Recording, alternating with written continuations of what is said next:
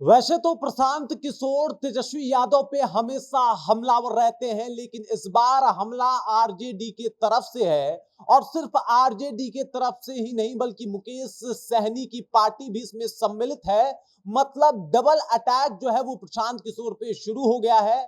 और बिहार विधानसभा चुनाव से पहले प्रशांत किशोर को किसी भी तरीके से राजनीतिक तौर पे निपटाने की तैयारी जो है मुकेश सहनी और आरजेडी ने शुरू कर दी है। इसी के ऊपर मैं बातचीत करने वाला हूं, लेकिन इससे पहले मेरा परिचय जान लीजिए। मेरा नाम है रजत और आप देख रहे हैं जनता जंक्शन। आपने ये देखा होगा कि जब भी प्रशांत किशोर अपने रैलियों को या फिर अपने सभाओं को संबोधित करते हैं, उस दौरान ऐसा हो ही नहीं सकता कि वो लालू परिवार का नाम ना ले, वो तेजस्वी यादव का नाम ना ले।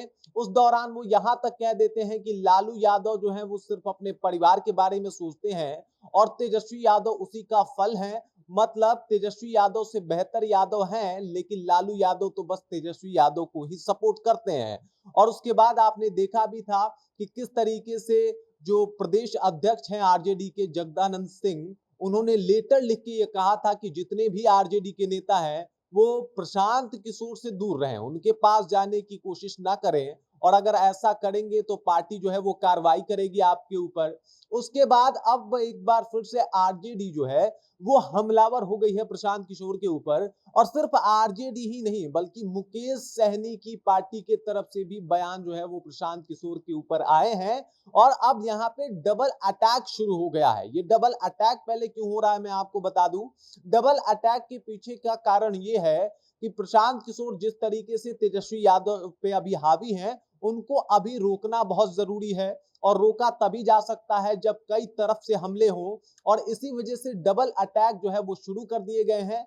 सबसे पहले मुकेश सहनी के राष्ट्रीय प्रवक्ता आते हैं और आके कहते हैं कि प्रशांत किशोर सिर्फ मोदी जी के लिए काम किए हैं। उनके पुराने कामों को गिनवाते हैं। वो बताते हैं कि 2011 में जब ये गुजरात गए थे तो किसके लिए गए थे, मोदी जी के लिए गए थे। और यहाँ पे भी वो इसीलिए आए हैं कि मोदी जी का काम आसान कर सके, ये मोदी जी की बी टीम है। और इस तरीके के कई आरोप मुकेश सहनी के पार्टी के तरफ से प्रशांत किशोर के ऊपर लगाया जाता है। उसके बाद आरजेडी के प्रवक्ता भी मुखर होकर बोलते हैं। और तेजस्वी यादव के प्रवक्ता ने क्या कुछ कहा है, उनकी पार्टी ने क्या कुछ कहा है, ये भी गौर करने वाली बात है। तेजस्वी यादव की पार्टी उनके ऊपर लगातार हमलावर रही है, लेकिन एक बार फिर से उनके ऊपर सवाल खड़े कर दिए हैं। कहा गया है कि भाई पीके का मतलब ये होता है पैसा लेके काम करने वाला, और वो इसी तरीके के काम से जाने जाते हैं। इससे पहले उनके ऊपर यहाँ तक रोहिणी आचार्य ने सवाल उठाया था कि आपके पास इतने पैसे आ कहां से रहे हैं, आप कृपया उसका हिसाब दे दीजिए। आरजेडी के बड़े बड़े नेताओं ने भी इसके ऊपर सवाल खड़ा किया था कि आप इतना ज्यादा मैनेज कैसे कर पा रहे हैं। पप्पू यादव ने भी प्यार प्यार से पूछ ही लिया था कि भाई आपके पास पैसे की कमी क्यों नहीं पड़ रही है, आखिरकार आपको फंड कौन कर रहा है। और फिर अंदर खाने से ये बात चलनी शुरू हुई थी कि बीजेपी जो है वो प्रशांत किशोर को फंड कर रही है। और इसी के ऊपर जो आरजेडी पार्टी है वो अपना बयान भी देती है कि आप बीजेपी की बी टीम है और बीजेपी के लिए ही काम कर रहे हैं बिहार में आके। लेकिन बिहार की जनता इस बात को समझती है। उन्होंने यहां तक कह दिया कि ये जो आप अपने आप को एक ऑप्शन के रूप में देख रहे हैं, ऐसा बिल्कुल नहीं होने वाला। आपका बिहार में राजनीतिक तौर पे कोई एग्जिस्टेंस नहीं होने वाला।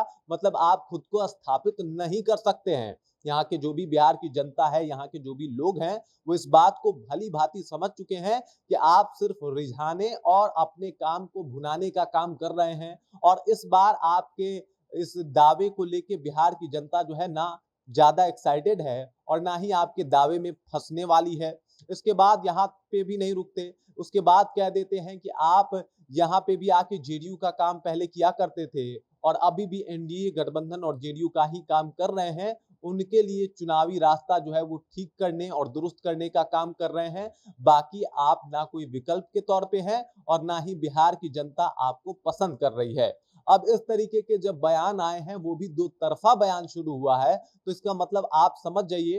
पहला बात तो ये कि मैटर तो करते हैं प्रशांत किशोर, क्योंकि आरजेडी मुकेश सहनी तमाम लोग जो हैं आके उनके ऊपर अगर बयान देते हैं तो मैटर करते हैं। और दूसरा बात ये कि इस हमला से प्रशांत किशोर को चौंकाने के लिए यह हमला किया गया, ताकि वो इस बात से इस बात को समझ पाए कि अगर वो बोलेंगे तो उनको भी छोड़ा नहीं जाएगा। हालांकि आरजेडी शुरू से ही उनके मंशा के ऊपर सवाल उठाते आई है। बाकी प्रशांत किशोर को आप कैसे देखते हैं और आरजेडी और तेजस्वी यादव के पार्टी के इस हमले को कैसे देखते हैं? मुकेश सहनी की तरफ से जो बयान आया उसको आप कैसे देखते हैं?